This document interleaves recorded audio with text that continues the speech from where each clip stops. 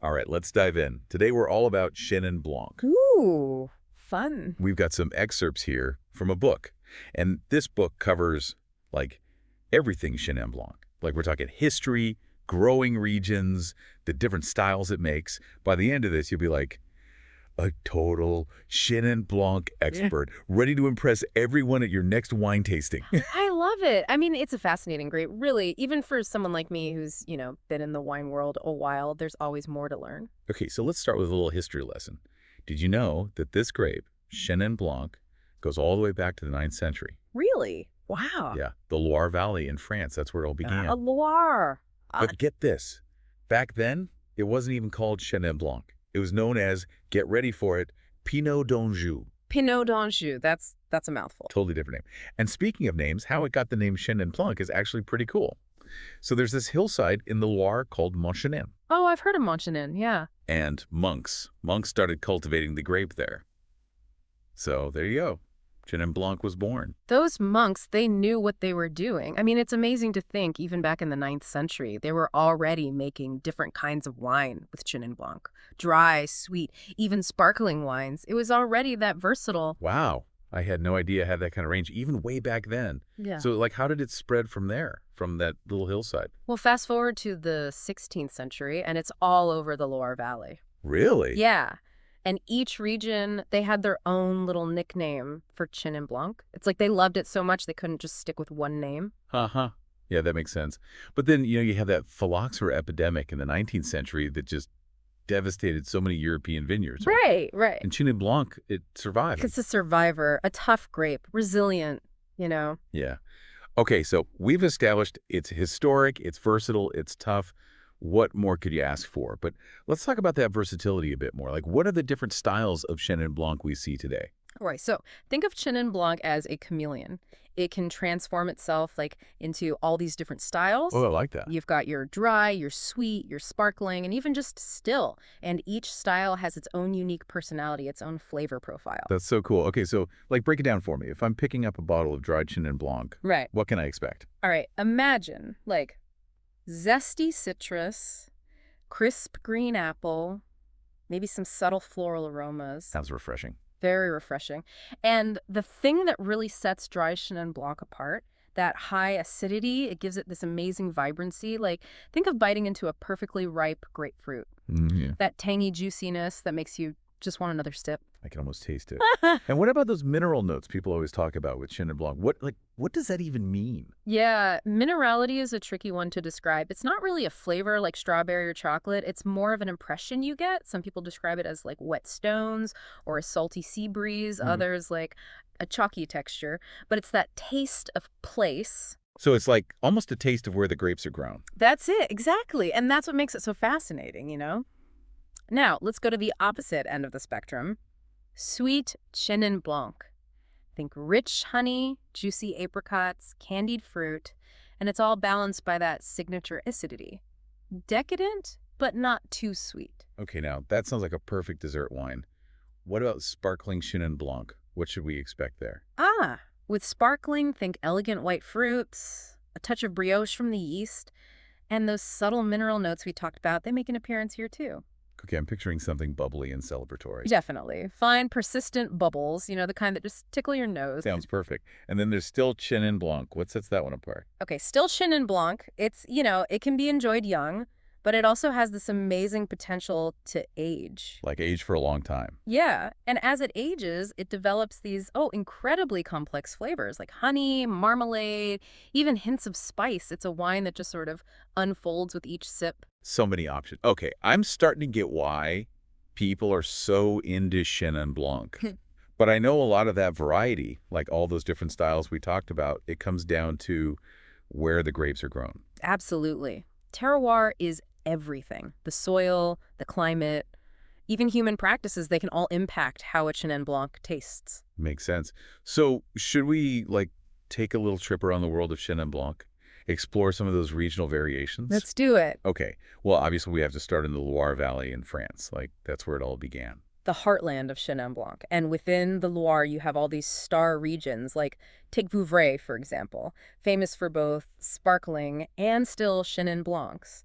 And a lot of that comes down to the soil. Vouvray, yeah, I've heard of that one. They have this type of limestone there called tuffeau, and it's what gives the rinds their minerality and that vibrant acidity. I think I read somewhere that some winemakers say drinking Vouvray is like almost tasting the limestone cliffs of the region. That's a great way to put it. You really do taste the place. Now, from Vouvray, let's head south to Sévigné, Sévigné, okay. known for its elegant, dry Chenin Blanc.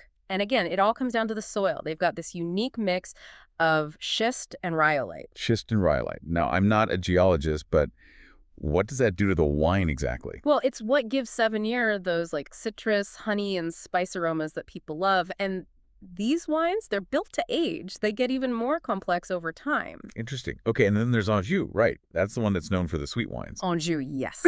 All about the sweet wines. And the reason their Chenin Blanc is so good for sweet wines, it's all thanks to something called noble rot. Noble rot. That doesn't sound very I appetizing. know, right? But trust me, it's a good thing. So noble rot, it's actually a fungus, Botrytis cinerea, and it develops on the grapes, but only under very specific conditions. It basically dehydrates the grapes, concentrates the sugars and flavors. So it's like nature's way of making a super concentrated grape juice. Exactly. And that's how you get those intense notes of honey, candied fruit, and spice, especially in an area called Coteaux du Léon. That's one of the most prestigious areas for sweet Chenin Blanc. I need to try that. Okay, and before we leave the Loire, there's one more region I want to touch on. Montlouis-sur-Loire. Have you heard much about that one? Montlouis, yeah, it's kind of under the radar, but it's really cool. What makes it so unique is that it has all these different soil types, limestone, clay, flint, all in a relatively small area. So like a little mix of everything. Yeah. And because of that, you get this huge range of Chenin Blanc styles, from crisp and mineral to rich and textured. So it's like a little microcosm of the entire Loire Valley in one place. Exactly. You could honestly spend weeks just exploring all the different expressions of Chenin Blanc in Montlouis. But, we should probably leave France at some point and see what other parts of the world are doing with this grape, like South Africa, for instance. Okay, yeah. South Africa, let's go. I'm ready to see what they're bringing to the table.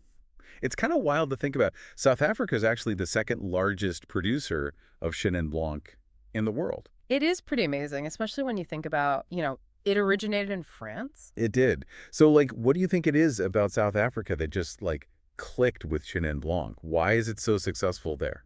Well, for one, Chenin Blanc is adaptable, right? It can thrive in a variety of climates and soil types. That's true. In South Africa, it has such diverse terroir. It really has found a second home there. Yeah, that makes sense. Plus, haven't South African winemakers really embraced it, experimented with different styles and stuff? Oh, absolutely. They've really taken it and run with it. They even have a whole association dedicated to it. An association? Yeah. Chenin Blanc South Africa, they're all about promoting the grape, sharing knowledge, that sort of thing. So they're not messing around. They're serious about their Chenin Blanc. Very serious, passionate even. I think that's part of what makes it so special there. Okay, I'm sold. So if we're talking about South Africa, which regions should we be looking out for? What are the hot spots for Chenin Blanc? Okay, so let's start with Stellenbosch. Stellenbosch, okay. It's a bit warmer there than the Loire Valley, and the soils, they're a mix of granite and clay. Okay. So the wines you get from Stellenbosch, they tend to be a bit bolder, more tropical fruit, maybe some honeyed notes, a touch of spice. Ooh, that sounds nice. So almost a little bit more, I don't know, sun-kissed? Haha, yeah, that's a good way to put it. Yeah. Now, if you want something a little more intense, a little more edgy, you got to check out Swartland. Swartland, okay. I'm writing this down. Dry, hot climate, rugged landscape.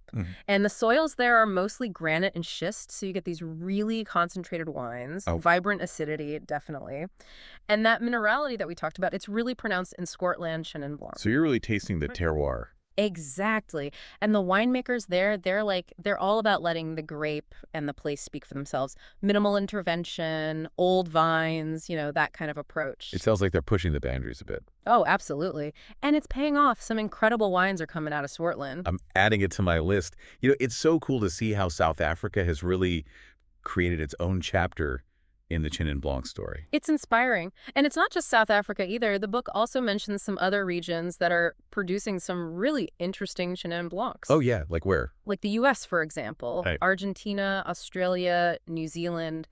It seems like this grape is making its mark all over the globe. It's a global phenomenon. It Yeah, really speaks to, like, its adaptability, you know? totally. And each region, they bring their own interpretation to the table, so it just adds to the, like, richness and diversity of Chenin Blanc. That's what I love about wine. There's always something new to discover. Huh. Okay, so we've covered the history. We've talked about the different styles. We've taken a little trip around the world of Chenin Blanc. Is there anything else about the grape itself, like anything that really stands out to you that you think people should know? Hmm, that's a good question. Well, one thing that always strikes me is that naturally high acidity. Right, right. It's one of Chenin Blanc's like defining features, and it's what gives the wines that freshness, that vibrancy, that ability to age. Yeah, it makes it super food friendly, right? Oh, absolutely. Yeah. That acidity, it just cuts through rich flavors, balances out sweetness, makes everything sing. Speaking of food, that's actually what I wanted to get into next. Right. The book, it has this whole section on food pairings with Chenin Blanc. And I got to admit, I was kind of skeptical at first. Were you? Yeah, I always thought of Chenin Blanc as Yeah. like a wine you just sip on its own, but apparently I was wrong. Oh, so wrong. Chenin Blanc is amazing with food. I mean, it's so versatile. It can handle everything from like delicate seafood to spicy Asian cuisine. Really? Wow. And with all those different sweetness levels, you can pair it with like appetizers all the way through dessert. Exactly. I mean, the possibilities are pretty much endless. Okay, I'm officially intrigued. So where should we start? Give me some ideas. All right, let's start with seafood. It's always a classic pairing with white wine, and Chenin Blanc is no exception. That's It's right. got that bright acidity, often a little minerality. It's just perfect for all sorts of ocean delights. Like imagine fresh oysters, for example, with a crisp South African Chenin Blanc. Ooh, yeah, that sounds nice. The wine's minerality, it, like echoes the brininess of the oysters, and that acidity cuts through the richness. It's beautiful. I'm getting hungry just thinking about it. Okay, what about if we want something a little more substantial, like grilled shrimp or something? Grilled shrimp. Oh, that would be fantastic with a Loire Valley Chenin Blanc, especially if you add like a squeeze of lemon, a touch of herbs. The acidity cuts through the richness of the shrimp, and those herbal notes in the wine, they just complement the dish beautifully. That sounds perfect for like a summer barbecue. Totally. And if you're looking for a white that can stand up to even richer seafood dishes, like let's say bacala with a creamy sauce, Yeah. you could try an oaked Chenin Blanc. It's got a bit more complexity and weight. Okay, so we've covered the seafood lovers. Mm-hmm. What about folks who prefer, I don't know, white meats, poultry? Can Chenin Blanc hang with that? Oh, it definitely can. Think about a simple roast chicken with lemon. A Californian Chenin Blanc with its bright fruitiness and zippy acidity would be perfect. Or how about a holiday favorite like roasted turkey? Mm. A Loire Valley Chenin Blanc with its, herbal and fresh notes, that would be fantastic. And then for something like pork chops with applesauce, an off-dry Chenin Blanc with that touch of sweetness would be delightful. Okay, you've convinced me. Chenin Blanc is way more versatile than I thought.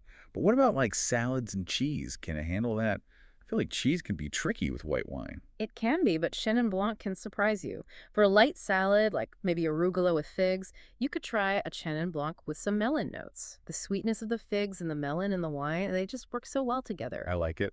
And if you're a goat cheese fan, try it with a little drizzle of honey and a Loire Valley Chenin Blanc. The acidity of the wine cuts through the creaminess of the cheese, and the honey notes add another layer of complexity. Ooh, fancy. And what about like a full-on cheese board? You know, with brie, dried fruits, the whole shebang. Could Chenin Blanc handle that? For a cheese board, I'd go with an oaked Chenin Blanc. It has that richer texture, those complex flavors that can stand up to all those different cheeses and accompaniments. I'm learning so much. Yeah. Okay, so we've got seafood, poultry, salads, cheese. What up, like bold flavors? Can Chenin Blanc hold its own against, I don't know, Asian cuisine? You bet it can. For something like a creamy chicken curry with coconut milk, an off-dry Chenin Blanc would be perfect. Really? I wouldn't have thought of that. The sweetness in the wine balances out the spice of the curry, and the fruitiness complements the coconut milk. It's delicious. And if you're having pad thai, try a citrusy Chenin Blanc. The acidity cuts through the richness of the noodles and sauce, and the citrus notes play off the lime and other aromatics in the dish. And then for something like sweet and sour pork, a South African Chenin Blanc with its vibrant acidity and sometimes those like subtle tropical fruit notes would be a great match. I'm blown away. Yeah. I had no idea Chenin Blanc was this versatile. Is there, like, anything it can't do? Uh-huh. Well, there are probably some limits, but Yeah. it is remarkably versatile. And we haven't even talked about dessert pairings yet. Oh, right, dessert. Okay, hit me with your best pairings. Okay, how about this? Tarte tatin with its caramelized apples and a sweet Chenin Blanc, especially one with those honeyed notes, it's a classic pairing. Yeah, that sounds good. Or creme brulee with a honeyed Chenin Blanc as well. The creamy texture of the dessert and the unctuousness of the wine, they just play off each other beautifully. And the honey notes echo the caramelized sugar topping. So good. What if I'm feeling a little adventurous? Anything a little, outside the box? If you're feeling adventurous, try a blue cheese, like Roquefort, with a sweet Chenin Blanc. It might sound weird, but it works. The sweetness of the wine tames the sharpness of the cheese, and the acidity cleanses the palate. Okay, you've officially converted me into a Chenin Blanc believer. But before we, plan out our next gourmet meal, I want to hear more about the people behind these wines. Yes, the winemakers. Yeah. Like, who are some of the big names in the Chenin Blanc world? Okay, so in the Loire Valley, you have some real icons, like Domaine Huet, for example. Okay, I've heard of them. They're known for their exceptional Vouvray wines, both dry and sweet. And then there's Nicolas Chailly. He's like a pioneer of biodynamic viticulture in Savinières. His wines are just incredibly pure and expressive. And then there's Domaine de Beaumar, another Savinier producer known for making these really age-worthy, complex wines from those unique schist soils. It's amazing all those generations of winemakers who have been working with this grape, perfecting their craft. It's a testament to the potential of Chenin Blanc. Yeah. And in South Africa, you have a whole new generation of winemakers who are like pushing the boundaries. Oh, yeah. Tell me about them. Well, you've got Ken Forrester, for example. He's a Mhm. leading figure in Stellenbosch, making wines that really showcase the character of the region. Then there's Eben Sadie. He's this visionary winemaker exploring old vine Chenin Blanc in Swartland. His wines are like powerful and elegant. Wow. Okay. Anyone else? And then there's Chris Alheit. He and his wife Suzanne, they focus on small batch production, sourcing grapes from old Chenin Blanc vineyards all over South Africa. They're all about showcasing the diversity of the country's terroir. I love that. So, besides those specific producers, are there any, overall trends you're seeing in Chenin Blanc production these days? Yeah, there are definitely some interesting trends emerging. One of the biggest is the move towards sustainability. Okay. Yeah, that's becoming more and more important. It is. You see more and more producers embracing organic and biodynamic farming practices, using indigenous yeasts for fermentation, even experimenting with ancient techniques like fermenting in clay amphorae. Wow, clay amphora, that's old school. It is, but it's all about, expressing the purest form of the grape and its terroir. Minimal intervention, letting nature do its thing. I'm all about that. And what about those orange wines I've been hearing about? Are those made with Chenin Blanc? Yes. Orange wines, they're definitely having a moment, and Chenin Blanc is a great grape for orange wine. Okay, so remind me, how are those made again? So with orange wine, you basically ferment the juice with the skins, like you would with red wine. Oh, okay. And that gives the wines more texture, more tannins, and often this beautiful amber color. It's a really interesting style that's like adding another dimension to Chenin Blanc. So much to explore. Honestly, after this deep dive, I'm feeling so inspired. I just want to go out and open a bottle of Chenin Blanc and just, savor every sip. I know you mean. It's such a special grape with so much to offer. Rich history, incredible versatility, captivating story. Couldn't have said it better myself. But before we wrap things up, I want to bring it back to our listener. We've covered a lot of ground here, but the real adventure starts when you actually go out and, taste Chenin Blanc for yourself. That's the whole point. This deep dive, it's all about giving you the knowledge and insights to appreciate this amazing grape. But now it's time to put that knowledge into action. So as we wrap up our Chenin Blanc deep dive, I'm curious what's piqued your interest the most, We've talked about all these different styles and regions. It's almost overwhelming. It is. It's like, where do you even begin? Right. So are you picturing yourself, I don't know, on a sunny patio, sipping a crisp Vouvray with some fresh oysters? Oh, yeah. Or maybe you're more of a, decadent dessert person, and you're thinking about a sweet Coteau du Léon for a special occasion. Or maybe you're, the kind of person who wants to lay down a bottle of 7 years and see how it evolves over time. Yeah. Or maybe you're ready to like dive into the world of South African Chenin Blanc. Pair it with something spicy. Really let those flavors sing. The beauty of Chenin Blanc is that there's literally something for everyone. So we encourage you to go out there and explore. Find your own Chenin Blanc adventure. Yeah. Try different styles, different producers, different regions. Let your curiosity be your guide. You never know what you might discover. Maybe you'll find a new favorite wine. Or maybe you'll just like gain a whole new appreciation for, the artistry and passion that goes into making this grape shine. And remember, there's no right or wrong way to enjoy Chenin Blanc. The best way is the way that brings you the most pleasure. Exactly. So whether you're like a seasoned wine pro or you're just starting your wine journey, we hope this deep dive has, inspired you to discover the world of Chenin Blanc. Cheers to learning, exploring, and of course to savoring the wonderful world of wine. Cheers.